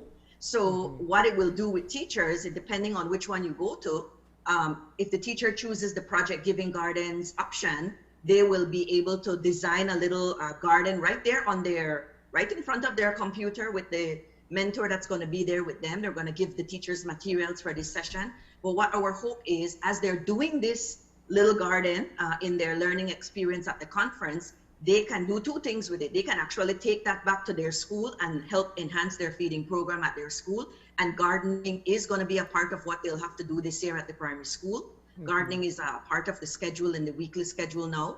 And they can actually learn how to do a quest in any other subject area for any other content or skill that they may deliver in HFLE, expressive arts, language arts, mathematics, social studies, science, any of those subject areas you can design a quest for. So the teachers will not only learn how to do and design a quest, but they'll do one doing a little project garden for themselves that they can then take back to students. And the biomimicry, that one is going to be teaching, immersing teachers in building 3D models. We do a lot of projects with kids. We send kids home to do these projects. Yeah. And we know kids struggle with doing them on their own. So now here is an opportunity for a teacher to kind of understand how to get that, to help a child design that at home on their own, again, using those 21st century skills in designing. So they're going to learn how to do a design challenge for students.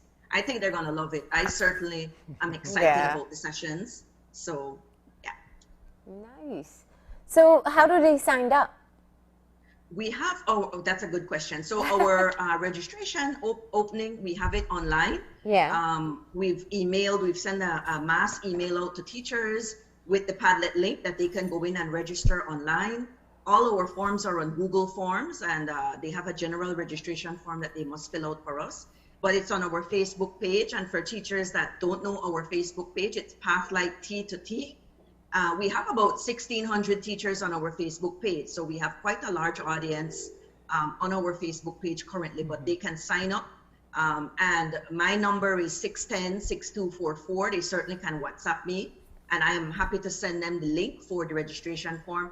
And a lot of teachers also know Miss Beatrice's number and Miss Maggie's number. I don't know if the ladies will want to share their numbers so that teachers can also text them. Now, ladies, what would you say, Beatrice and Maggie, what would you say to teachers about taking advantage of the opportunity to get this training with Pathlight? Marlene, I would definitely say to them that even though we commend our teachers across the country of Belize, because we have been working with amazing teachers and we are able to learn different perspectives from them, I would say that professional development to a large extent has been repetitive in Belize. But with Pathlight Belize, our virtual conference is one of a kind. It's very unique.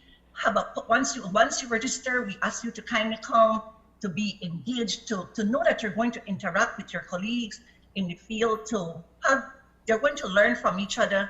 We also want you to understand that it's a type of learning that you're going to demonstrate. We are also going to do follow up with the teachers who register for this training, or this is the second time we're doing this virtual conference.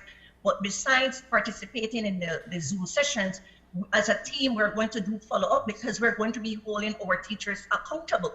In the past, many times teachers sit there in different buildings, school buildings, and just listen to the speaker. This time with Pathlight Belize, our training will entail that after you participate in the various discussion with our international and Belizean expert, we will hold you accountable, and we're going to visit you to ensure that you're disseminating the information, you're allowing your children to engage in the interactive activities and to carry through the different projects you're involved in. Yeah, all right. And Ms. Ruiz? I would like to say that I really admire teachers' drive and their commitment when it comes to continued professional development here, Marlene and Brighton. I must commend them for that. Teachers are always enthused when it comes to Patlight's conference and Patlight workshop, and they come fully enthused and they want to participate in our training, and they take away a lot from our training. And so this year will be no different. The conference will be no different, with teachers taking away a lot in order for them to implement that when they go back into the classrooms this coming school year. So I must invite teachers to sign up, take advantage of our early bird special that's still happening, save your spaces, and we look forward to working with you this year at our summer conference. Okay. Awesome. Well, thank you, ladies, for joining us this morning and for inviting our teachers to the training conference. We do hope to hear of a successful conference this year. Thank you to Brighton and Marlene. And again, we encourage you all to teachers to join us, and we're looking forward to working with you. Thank you so much for supporting our teacher training program. I know the ladies have done a lot of work with teachers, and a lot of our teachers, we've had some really good teacher performances and work that teachers have produced for us over the course of this pandemic. And I must say thank you to each and every single one of you, teachers out there that have attended a Patlight conference, that have attended a Patlight workshop. We love you, we support you, and we know you work very hard for what you do for your children. So we hope to see you this summer. Thank you.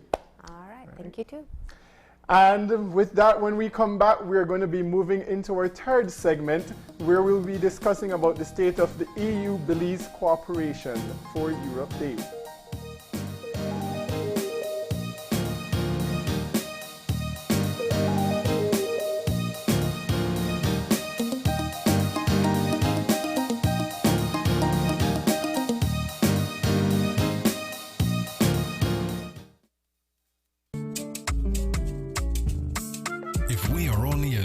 Our families, businesses, institutions, and the communities that surround us.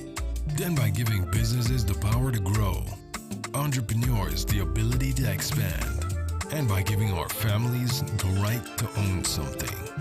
The Belize Bank gives you the power to build a nation, our nation.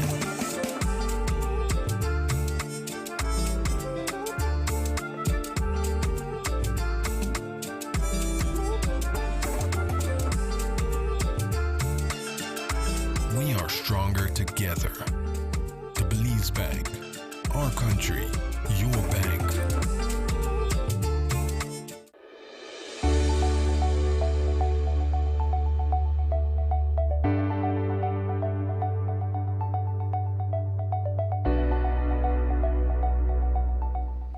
Hello, Belize. You may not be aware of the new travel requirements set in place by the Center of Disease Control and Prevention. Passengers traveling to the U.S. must present a negative COVID test or a documentation of having recovered from COVID-19 to travel to the U.S. In light of this, Maya, in partnership with Caring Hands Clinic, have established testing centers in all their municipal airports. Caring Hands Antigen Test Center is operational in San Pedro, Belize City, Dangrega, Placencia, and Hopkins. These testing facilities are staffed by licensed healthcare professionals, including doctors, registered nurses, and nurse practitioners. Testing is done using Abbott rapid test devices that are FDA approved and made in the USA. The service is safe, fast, affordable, and the close proximity of the centers makes them convenient. Walk-ins are welcomed, but appointments are encouraged. If you would like to make an appointment, please feel free to do so at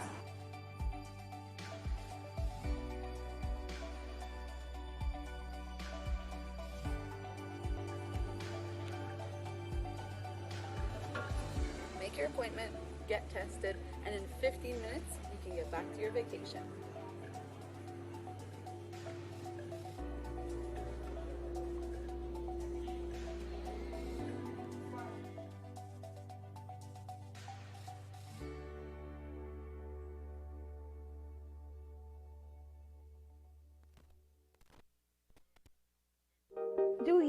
need to apply for a Social Security card?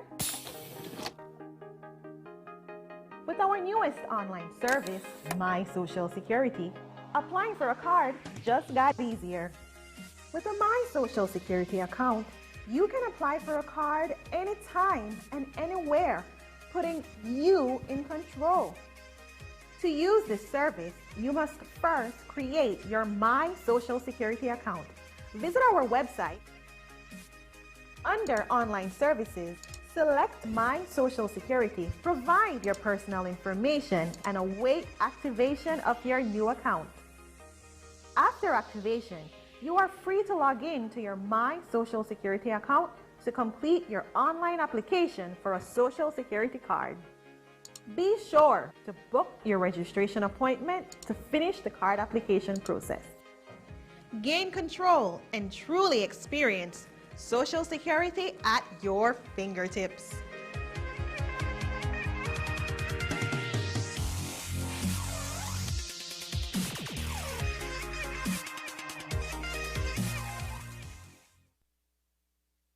I'm talking too much.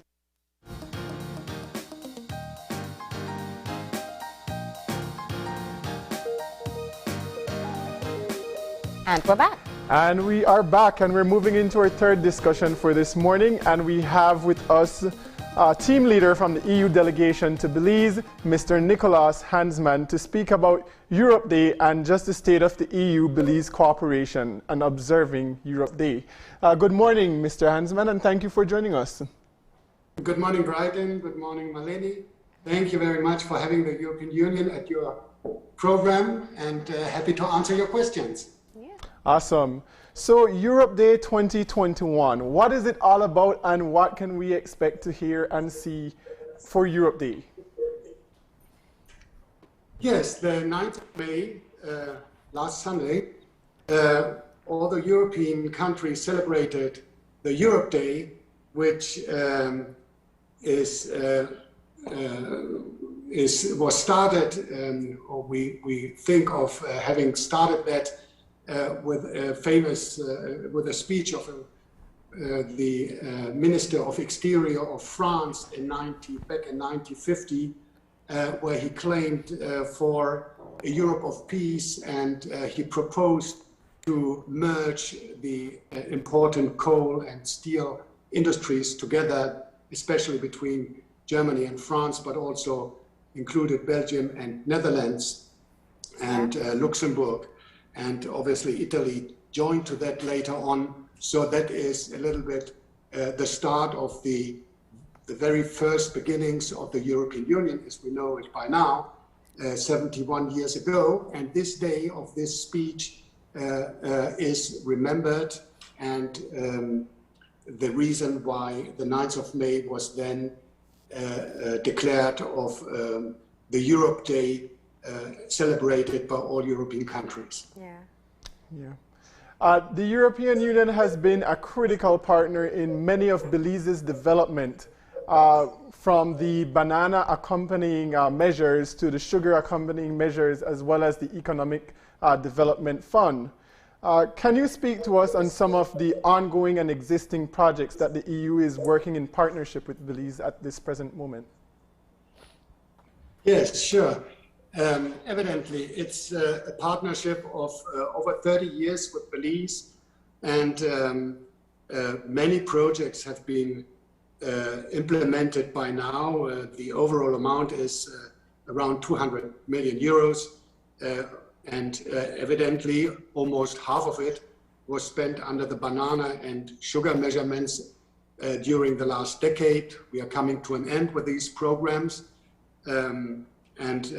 I think in most of this implementation period, we can be very happy and proud of the results which have been reached. But I also want to remember that in many other sectors and regions of Belize, the European Union has been a long-standing partner with not only with a lot of grant funds, but also technical assistance, and to develop sector policies in health, in education, in agriculture, in trade, and building roads and infrastructure. hospitals. So, yes. That was going to be my. That's one of the things I'm interested in finding out more about in identifying areas for cooperation, because the scope of partnerships that we've had with the EU over the years, you're very right. It goes from agriculture, when you're talking about banana and sugar, to infrastructure work, and even most recent, looking at things like gender-based violence with the Spotlight Initiative. How do you identify these priority areas? Yes, well, it is a bilateral dialogue, quite permanent between, on the highest level, between the ambassador of the European Union posted in Jamaica, but responsible covering Belize, and the Ministry of Foreign Affairs, and even the last visit of our ambassador Marianne van Steen in February to Belize, she met the Prime Minister, the new Prime Minister, the Minister of Foreign Affairs, and they agree in general terms the scope, the volume, and the sectors of our cooperation. So while I talked about the banana and sugar measurements, that was an offer from the European Union to balance out the losses of trade because the European Union changed the system of tariffs and import quota for banana and sugar. So this 100 million, which we always talk about, to the banana and the sugar area was an offer from the European Union. The other projects, still 100 million, and all what is still to come, is identified in bilateral talks on the highest level. Then, once these, we call it the national indicative programs, they have periods of 7 years and financial volumes of 20 to 30 million euros.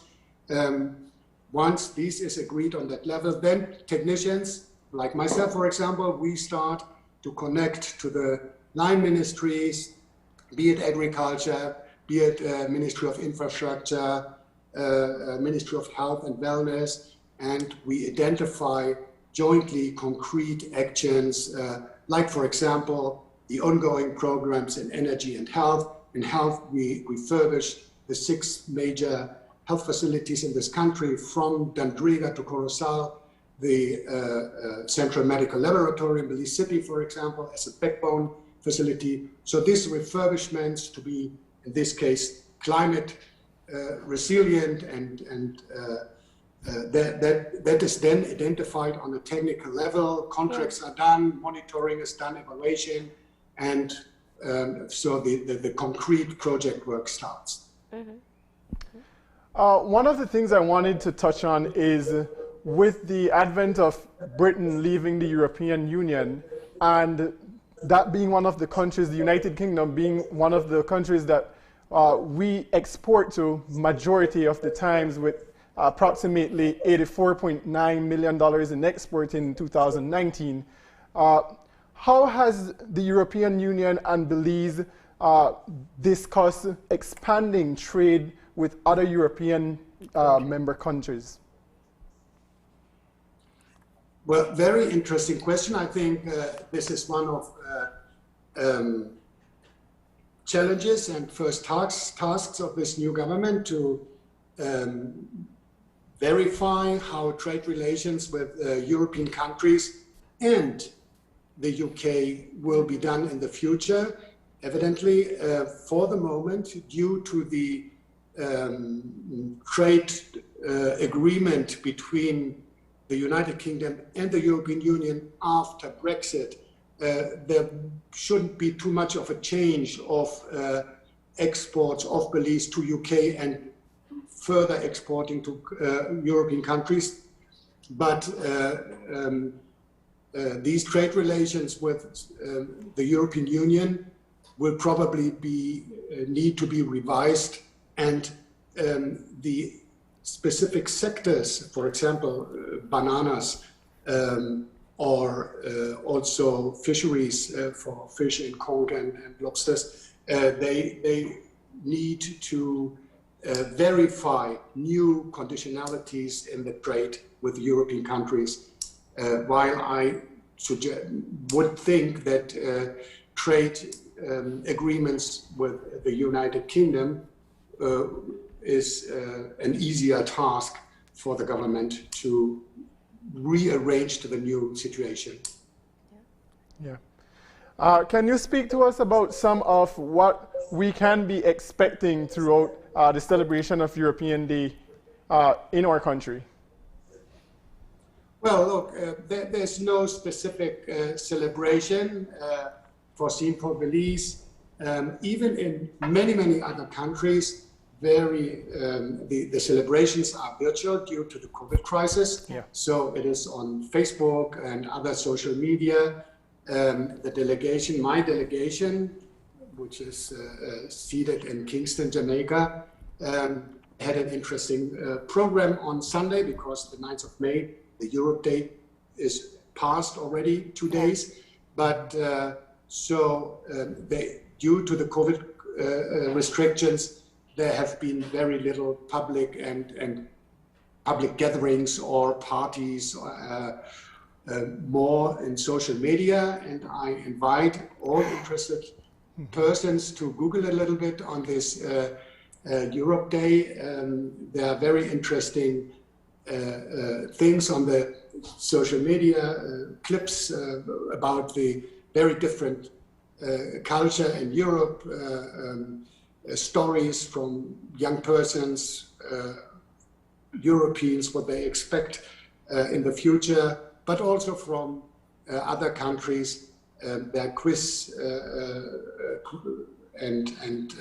so that is very interesting. For Belize, we have not foreseen something specific, but we hope very much that COVID restrictions will be less and less, and probably during the next mission of the ambassador to Belize, some public events and could be arranged. Is there a new ambassador in place as yet? Yes, right, Marlene. The new ambassador is Ms. Marianne van Steen, and she started her duty in September last year, but everything was very complicated to move from the country where she was posted before in Ecuador via Brussels. You remember the travel restrictions. Yes. But she managed to visit Belize already in February. She met Prime Minister Briceño and Foreign Minister Courtney, also some of our partners here in the Ministry of Health and Energy. So she has already warmed up with Belize and waiting for the next mission to come here, and hopefully we will have some nice events here, for example, inaugurations, or for example, agreeing the new partnership between Belize and the European Union, which is due to be officialized, I would say, around August, September, October, at the end of the year. I was just going to ask something along that sort. Has the economic partnership agreement been revisited between Belize and the EU, particularly looking at tariffs on goods and how we could ease some of the expenditures that we see there? Well, the partnership is between the Caribbean region and the European Union. And Brighton, you are right. The Belize is probably not making sufficient use of the possibilities and the potential to engage more in this EPA program. On the other hand, we are currently identifying with the government the activities and the partnership between the European Union and Belize for the period 2021-2027. And within this dialogue, probably trade will be an important topic that has to be discussed and still to be identified in the final stage and agreed with the government. And you know much better than I do that that we don't have easy times in Belize for many reasons. Yeah. And so the government will surely identify those sectors of more where our European support is better placed than in others, and we are just in this process.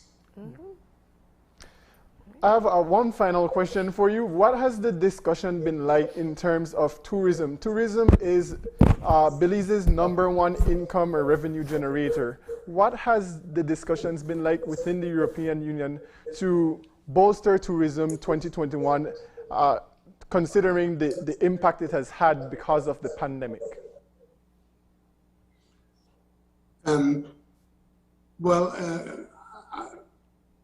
As you probably follow the news in Europe, it is still not the moment of promoting international tourism. I think that is the line of most of the European governments, and so I would expect that at least the part of the European tourists in Belize that will still last some good month, probably recently coming back next year.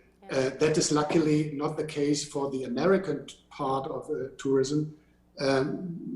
I think they maintained a certain level of incoming tourists over the last month, and it is we can expect that the situation in the United States is they overcome the COVID crisis easier and more quickly than the Europeans. So hopefully this is could be a good sign for Belize in all terms, and I hope for that. But in Europe, you know that most of the countries have still quite strict COVID restrictions, lockdowns, restriction of movements, because the situation is not resolved yet. Yeah, definitely so. Well, Nicolas, we are happy that you joined us this morning to be able to put into perspective the relationship that we do have with the European Union and, of course, about some of the possibilities on the horizon. We appreciate it. Thank you very much, Marlene Brighton. That has been very nice, and have a good day. All right, and you stay safe. Thank you. You too. Bye-bye. And with that, we're going to go ahead and take our final break. And when we come back, we'll have our wrap-up. So stay tuned.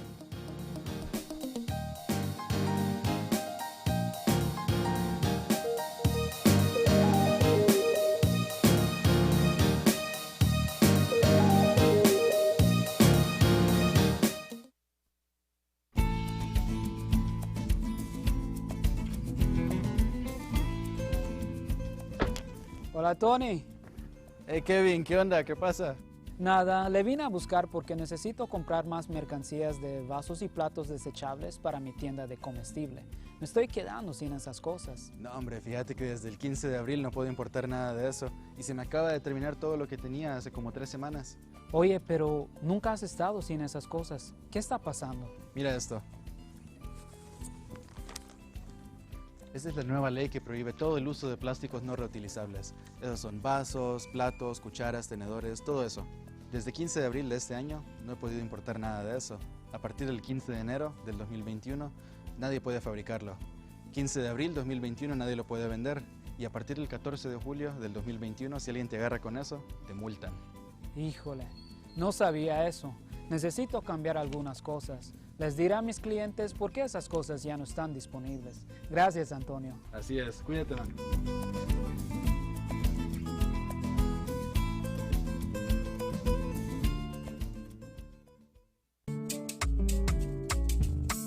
If we are only as strong as our families, businesses, institutions, and the communities that surround us, then by giving businesses the power to grow, entrepreneurs the ability to expand, and by giving our families the right to own something.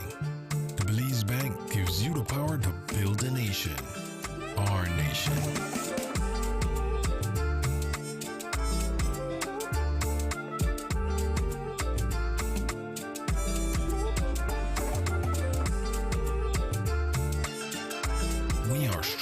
together. The Belize Bank, our country, your bank. It's a fact that with Smart, you get truly unlimited everything. Only with Smart, you get unlimited data anytime, while with the other guy, it's only double data on weekends. With unlimited data every day with Smart, there's no need to wait. So, it's a fact that our unlimited plans beat the competition. Stop being measured and told when to use your data and get unlimited talk, text, and data. Experience the true unlimited plans with Smart. That's a fact. Make the switch and live smart.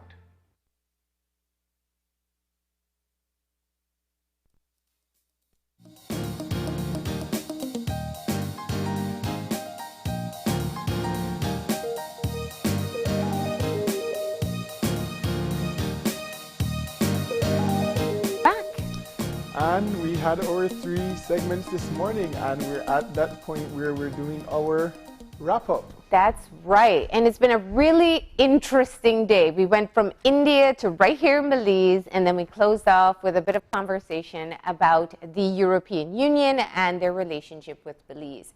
Starting off, of course, I think it's so important that we're able to take a look at what's happening outside of our borders when it comes to COVID-19. In India specifically, you've been hearing about it in international news, being able to talk to physicians who are working in South Asia. We're able to put some perspective as to what their second wave is like. And this is critical for us because it really keeps us focused on the fact that we can very much head into a second wave. We don't have sufficient people vaccinated as yet, and we're still moving around. So it is important that, I think it was Dr. Sodi who said, you know, we have to take care of ourselves first. We have to control ourselves first before we rely on anyone else. Right, absolutely. And it was very reassuring to hear her speak about India's direction and the fact that they are getting support from the wider global community, which is critically important for us to get out of this pandemic if we work together as a global community. We had our second discussion with our teachers from Pathlight Teachers Training, which will be holding the Pathlight Teachers Training Conference. And we spoke with Ms. Consuelo, Ms. Jaban, and Ms. Ruiz, and just how important it is for our teachers to get training not just in the content, but also in the soft skills that's necessary to develop our leaders, our young leaders of tomorrow. You know, Pathlight has some really innovative programs, and one thing we do know is that, in fact, their training sessions usually fill up very quickly. So they gave you an opportunity to hear a bit about what they want to accomplish in this year's summer conference so that you can get a head start and register early. Remember, you just have to go to their website, or you can find them on Facebook, and you'll be able to get the links there and sign up for the conferences. And this year, you will get credit for professional development. We know teachers are required to get these additional credits to keep their license, so this is an opportunity for you to learn something new and, of course, keep up with your licensing requirements. Absolutely. And our final discussion for this morning was with a representative from the European Union, and we spoke about the state of the EU and Belize cooperation as well as Europe Day 2021. Yeah. Very informational, and I think that, you know, we oftentimes hear of these types of relationships, or sometimes we see the little EU flag around on different projects and we don't understand how to put it up, or we don't know all the connections that have been built there. So the Belize has benefited tremendously from grants from the European Union, and it's very, you know, as we look forward and we think of being able to re-engage these partnerships, it's good to hear that the relationship is still so strong. Right, absolutely, and definitely looking forward to how our government continues to sustain the partnership with the EU. Yeah. All right, but that's all the time we have for today. If you'd like to contact us, send us an email at oye@channel5belize.com. You can also find us on Facebook at Open Your Eyes BZ. And you can find us on Instagram at OYEBelize. And remember to tune in tomorrow morning at 6:30 when you open your eyes. Start your morning right. Until then, keep your eyes, your mind, and your hearts open. We'll see you soon. Enjoy your day, please.